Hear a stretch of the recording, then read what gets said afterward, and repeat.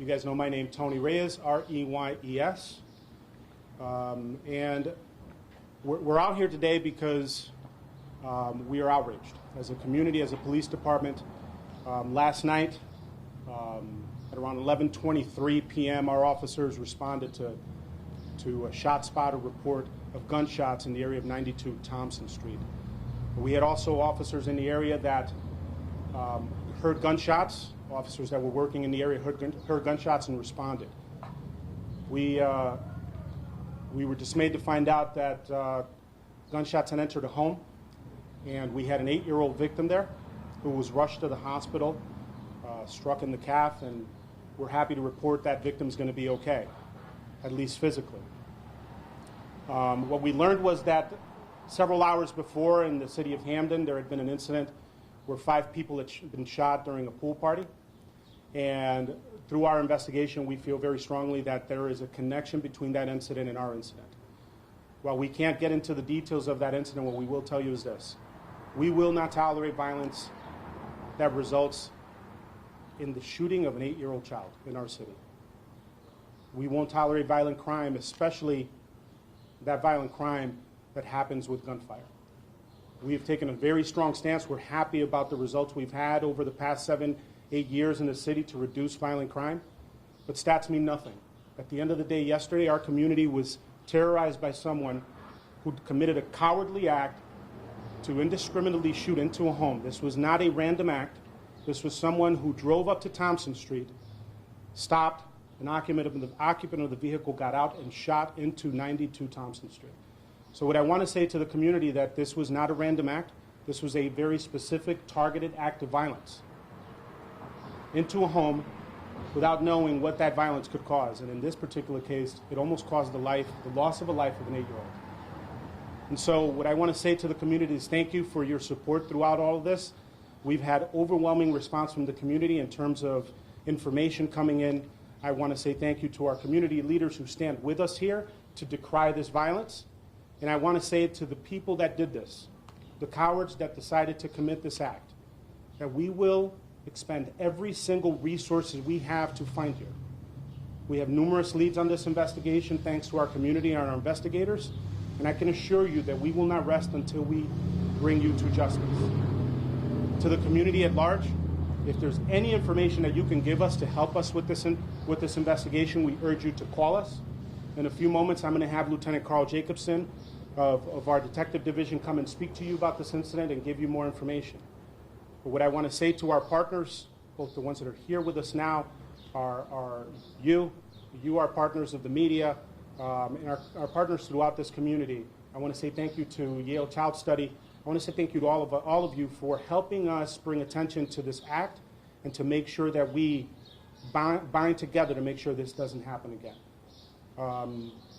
We're going to take a few questions, but before we do, I would like to have Lieutenant Carl Jacobson come up and give you some information about the incident.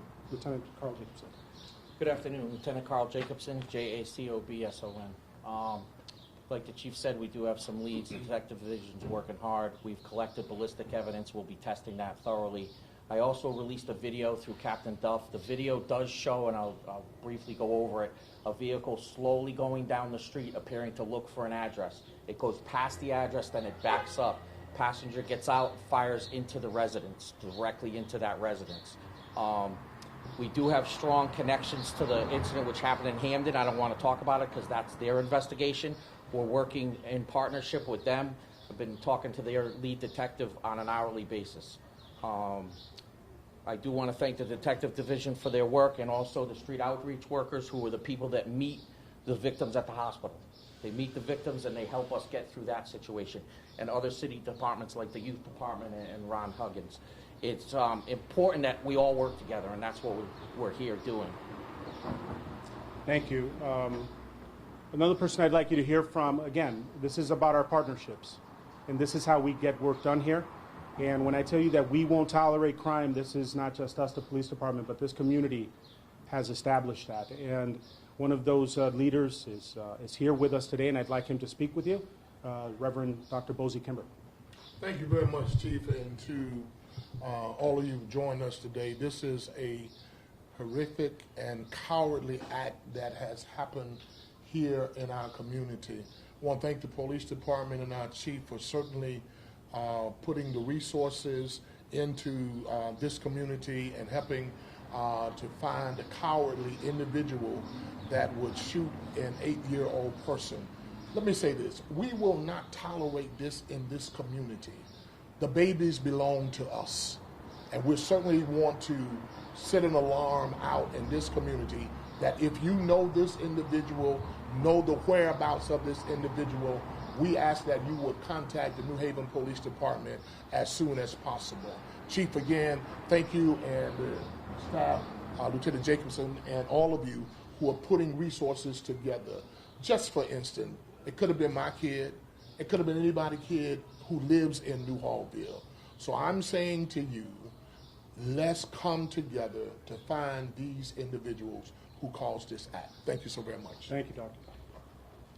I want to thank my command staff, officers, detectives that are working, and we will continue working this. You're going to see an increased presence of officers, not just tonight, throughout the weekend and throughout the week until our community feels safer. This is something that is unspeakable, and it's trauma that's going to be lived out by this child and this family for years and years to come. So as the doctor said, we're not going to tolerate it. We're not going to tolerate gun violence in the city, especially one that targets 8-year-old children and the children of these communities. So I'll take any questions. Again, I spoke to you about some of the limitations with those, but if you have any questions, I'll take a couple of them. Chief, you mentioned, you just revealed that this investigation is closely linked, you believe, to the Hamden investigation. When we talk about that passenger seen in that video, are we talking about perhaps the same suspect description in the Hamden case? And so what I will say that suspicion is preliminary. That is what we believe now based on what our investigation is yielding. That could change. And so we're not going to put out information at this time about anything that may link those investigations because we don't have that definitive information. Do you know what the motive might have been? We don't. And so that's one of the things that we'll be investigating. I'm not sure if Lieutenant Carl Jacobson mentioned about the description of the vehicle. The video does again, we're looking to enhance, but right now what it looks like is it's a light-colored 4-door sedan. And so as we get more information about that, we'll put that out to you. Do you know how many shots were fired? There were multiple shots fired, and so, again, we have ballistic evidence, but we're not prepared to give those details out. Anything else? Anything that we missed? Anything that we want to make sure we put out? No? Detectives? Officers? Again, you'll see us out here throughout the night where we have been visiting with the family. They're obviously very traumatized. I really appreciate you guys being out here and letting us get this message out to the public. All right? Thank you. Thank you.